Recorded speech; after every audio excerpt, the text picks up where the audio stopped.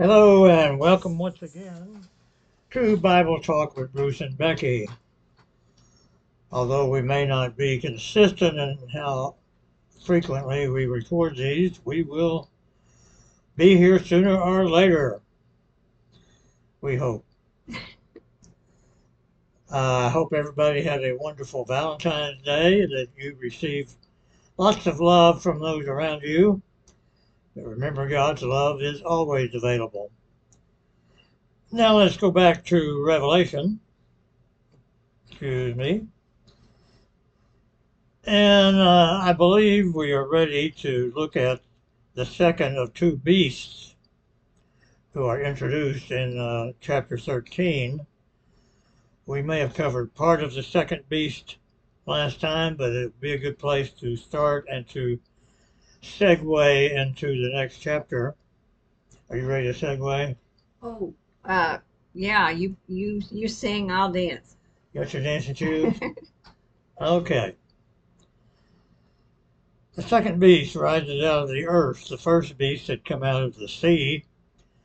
In the biblical literature, the sea is often the place of chaos and evil. And so we're Leviathan. Leviathan? Leviathan. Yes, the sea creature from the book of Job. The second beast rises out of the earth, and I'm going to ask Becky to please read chapter 13, verse 11 through the end of the chapter, Okay. verse 18. Then I saw another beast rising out of the earth. It had two horns like a lamb, and it spoke like a dragon. It exercises all the authority of the first beast in its presence, and makes the earth and its inhabitants worship the first beast, whose mortal wound was healed. It performs great signs, even making fire come down from heaven to earth in front of people. And by the signs that it is allowed to work in the presence of the beast, it deceives those who dwell on earth, telling them to make an image for the beast that was wounded by the sword and yet lived. And it was allowed to give breath to the image of the beast, so that the image of the beast might even speak, and might cause those who would not worship the image of the beast to be slain. Also it causes all, both small and great, both rich and poor, both free and slave, to be marked on the right hand or the forehead, so that no one can buy or sell unless he has the mark, that is, the name of the beast or the number of its name. This calls for wisdom. Let the one who has understanding calculate the number of the beast, for it is the number of a man, and this number is 666. All right. Not a good beast, not a tame beast, but whereas the first beast seems to be a largely political figure, this one is religious in nature, but the two go together. The beasts, as we learned in the first part of this chapter, received their power from the dragon. We know the dragon is Satan, so some have suggested here an unholy trinity, Satan and the two beasts. And certainly the second beast is trying to imitate the Lamb, Christ. So we could call this beast Antichrist. The word anti in Greek meaning in the place of or instead of, rather than opposed to, although he does oppose Christ. He makes the earth and all its inhabitants, the earth dwellers, who we know are not God's people, worship the first beast. And notice verse 14, for example, he works great signs, including making fire come down from heaven, and he is allowed to work these signs, verse 14. And verse 15, it was allowed to give breath to the image of the beast, so that the image of the beast might even speak and might cause those who would not worship the image of the beast to be slain. Twice we're told this beast is allowed to do something. And now Becky, wondering if I'm going to ask her some esoteric question, Who allows the beast to do these things? I guess God does. That's what I would guess too. We might think it was a dragon, but when the Bible talks about being allowed to do something, it usually means God is behind this. Even though the beasts are organizing the earth dwellers to rebel against God, God allows them to do certain things, thus giving people on earth a choice as to who they're going to follow. Notice that the first beast, we're told repeatedly, had a mortal wound, but recovered from it, a sort of death and resurrection, in imitation of Jesus. And he causes people to have a mark on the right hand or the forehead, and cannot engage in commerce or other activities without this mark. Why the right hand and the forehead, we might ask, to be marked? The answer may have something to do with the practice of the Jews to wear phylacteries tied on their hand and their forehead. Becky will remind us what a phylactery is. This I know. Ah. They are encapsulated scriptures, and they hang here, and on the right hand, yeah. the right forearm. Yes, they have little portions of scripture, and Jewish men, at least, I'm not sure about the women, but men would wear these at their times of prayer, wrapping a cord around their right hand with a phylactery on it and tying another on their forehead to remind them of God's word as they pray.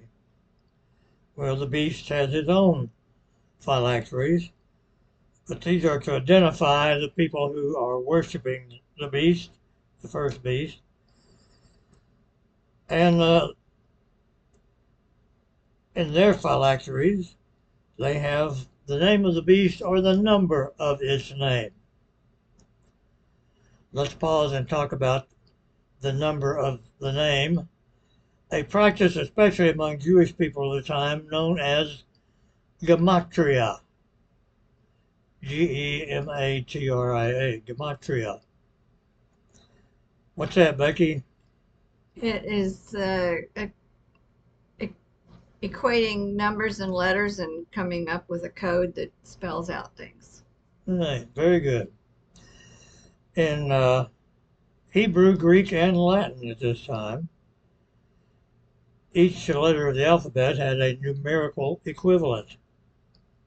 And if you find the numerical equivalent of a word, or especially of a person's name, you can identify who that person is.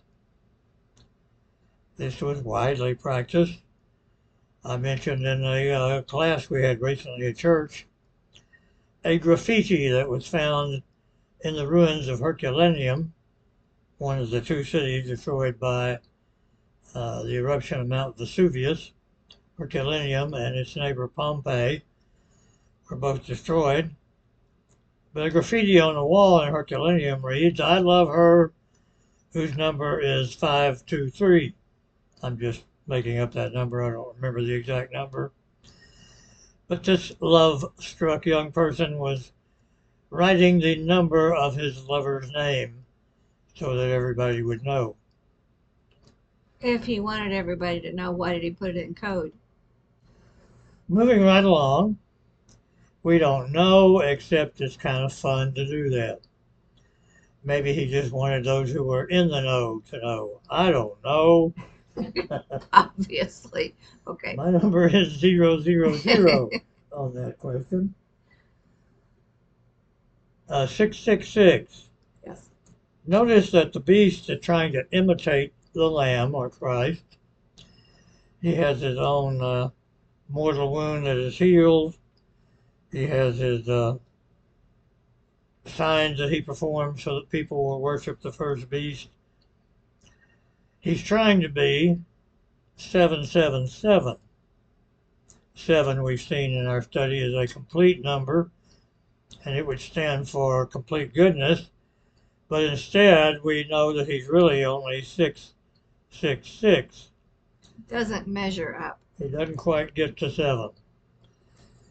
Early Christians used the number 888 to identify Christ.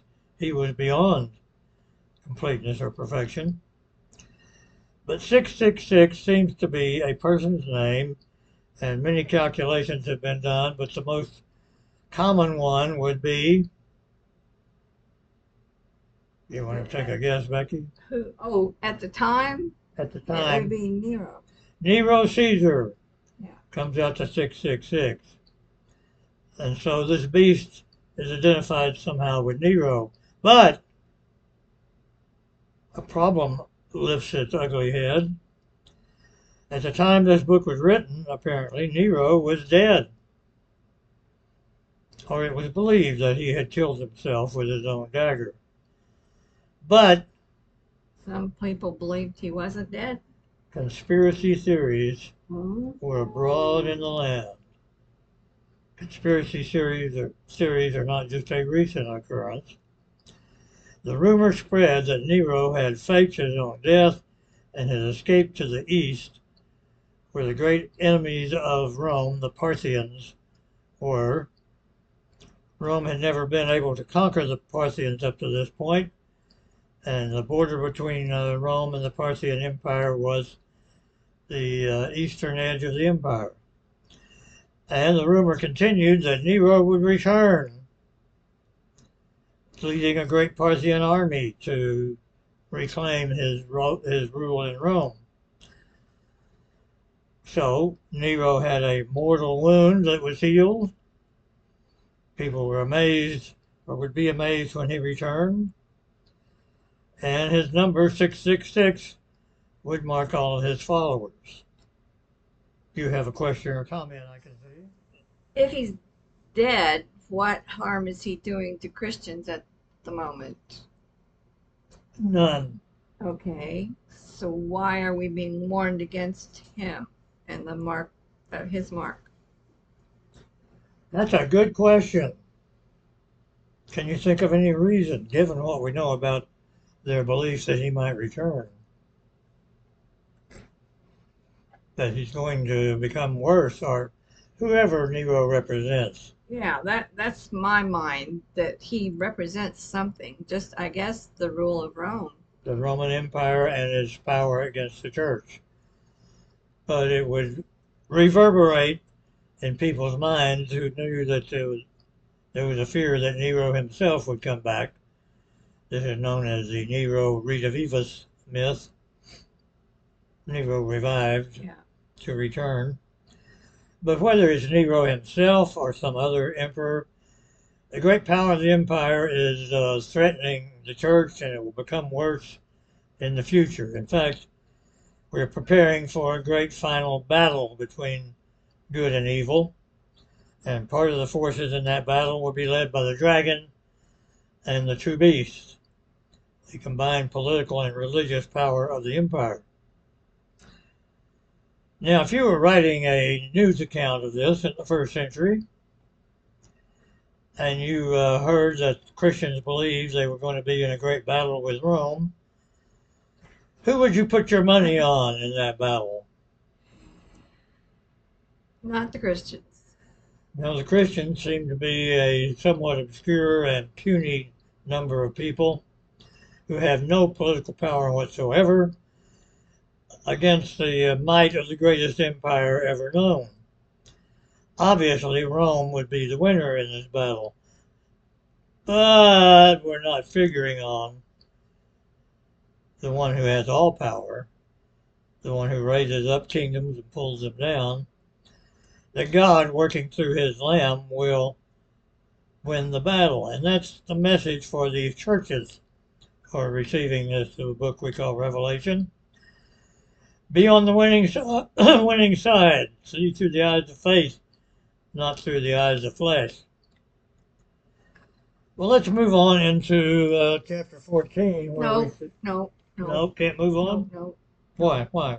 Because so much is made of the beast and the mark of the beast and identifying people currently who are the beast and what is the mark of the beast and so on and so on. And for instance, I heard on some obscure Christian TV station, a guy claiming that he had invented the technology that makes nano uh, chips possible. I don't know whether he did or not, but he was touted as the inventor of nano chips. And he himself was saying that he wished he'd never done it because they are the mark of the beast, and that if you receive them on your hand, that you will go to hell. And there are other weirdos out there who preach this, that, and the other thing about the mark of the beast. And I would like to address, are we looking for some future incarnation of the mark of the beast? And is it going to be esoteric and we're going to unsuspectingly be shot with a nano chip and end up in hell? And what am I supposed to do about that? Um, well, I'm saying, are we looking to the past to say that was the mark of the beast way back when, or is there something in the future that we are expecting? Mm-hmm. Now, moving right along, I took a vow many years ago in teaching this book Yes. not to get sidetracked or bogged down in stuff like this, which periodically rears its head only to be never heard from again until some future manifestation. Well, I don't mean What? that specific guy and that specific thing. I mean, is this something that, I mean, my father was looking for the mark of the beast. He was saying this was it, that was it. I seem to have been interrupted right in the middle of trying to tell you what I think it means for us. I take this book to be symbolic in nature. I take the things that happen here to be recurrent throughout history. And there are two groups of people here involved in a battle between good and evil, each of whom has received the mark to show to whom they belong. God put his mark on people earlier already, on the forehead. He doesn't specify what that is. And here the beast is marking the people who are not obedient to God. I personally don't think the book teaches that there'll be some kind of visible or recognizable mark to distinguish people. It just means, let me put it the way Jesus did, by their fruit you shall know them. The people following the beast are identifiable, as are the people following the Lamb. Identifiable by their lives, by their actions. And the beast people are the people who have economic and political and religious power at any given point. So I would say no, I'm not looking for some kind of microchip or credit card number or barcode at the grocery store or any of that kind of stuff. Vaccine. Vaccines that contain whatever. This is simply identifying the two groups, and it calls on us to take our stand with the Lamb, to be identifiable to Him, to remain faithful even to the point of death. So that's my answer. And the rest of this stuff I tend to ignore and move on because next year nobody will remember what that guy said about his microchips, and there'll be some other theory. Yeah. Okay, you want to? And I would also like to say, which I repeat too often, I guess, that it is not the business of Christians to obtain political power and wealth. That's into that. Let's not get into politics. Uh, I don't know. I would agree with you entirely on that. I don't know anything wrong with Christian running for office, for example. Well, it's not our But if the purpose.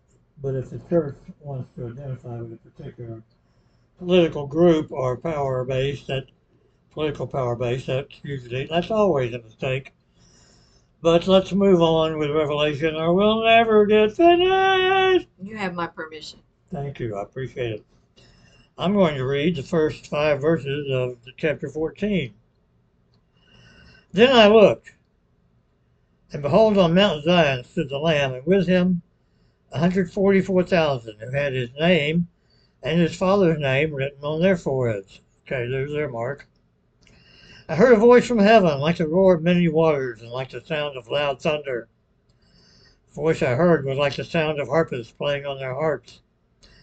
And they were singing a new song before the throne and before the four living creatures and before the elders. No one could learn that song except the 144,000 who had been redeemed from the earth. It is these who have not defiled themselves with women, for they are virgins. It is these who follow the Lamb wherever he goes. These have been redeemed from mankind as firstfruits for God and the Lamb. And in their mouth no lie was found, for they are blameless. Okay, the 144,000 reappear. We've met them earlier as 12,000 from each of the tribes of Israel. Here we learn that they are marked by the Lamb and his Father, name written on their foreheads. This is the army of the Lamb. They're singing a new song. Do you happen to remember what I said about the term new song in the Bible and when a new song is sung? No. It's a song of victory, if you trace that expression throughout the Bible. When Moses and the people of Israel, God conquered the Pharaoh and his army, they sang a new song composed by Moses and his sister Miriam. And there are other places where they sing a new song. What's remarkable about this one is they sing their victory song before the battle. So victory is assured. They have been redeemed from the earth. And they are virgins, having not defiled themselves with women. I'll let you take that one. No problem. This is one of the passages, and there are few in number, which the later Roman Catholic Church took over to support their vows of chastity for certain religious people, as if having sexual intercourse was some kind of defiling action. This again is from Old Testament passages concerning battle. The army had to abstain from sexual relations before going into battle and to purify themselves. Well, that didn't make them virgins. No, these particular ones are virgins. I'm just saying that would be, it fits in with the overall picture here. This is an army preparing for a battle. This does not mean it's wrong to have intercourse with your wife. I don't believe the Bible would ever describe that as defiling yourself with women. It means they are to abstain from sex, especially unlawful sex under the law of Moses. But the message is we're getting ready for a big fight. The army is preparing themselves, purifying themselves. And they are also called first fruits of God and the Lamb. What is the term first fruits? What's the context for that? Well, the first fruits were offered to God as a Right, sacrifice. The first and the best were given to God in sacrifice. And first fruits were to be offered before the rest of the harvest came in. It's a way of saying, I believe that God will reward us if we'll put his kingdom first, put his service first. It also suggests there will be more of the harvest to come. These 144,000 are the first fruits who will be killed in battle as the lamb was killed on behalf of God. But there will be others. And the number is symbolic, not literal. I done said that already, but it bears repeating. Reiterating, yes. You're reiterating right here? Right here in public. Oh, anyway, so that's all I need to say about means that. the total number that we're talking about here of the martyrs. The complete. Yes, complete. Okay, well, the stage is set, and we will move on towards the final battle. We're not there yet. It will take place at a site called Har Magaddon, or Armageddon in common terms. But we'll see, keep this in mind, when we get to the final battle of Armageddon, there's no real battle. Don't tell anybody, but keep that in mind as we move forward. What about no all the literal physical what battle. about the blood up to the horses, Well, whatever? okay, we'll deal with that. Up to the horses, whatever, on Yeah. their neck. Let's quit. Okay. We've used enough people's time for today, and we wish you a great days to come. May God bless you, and remember, Don't don't send send money. money.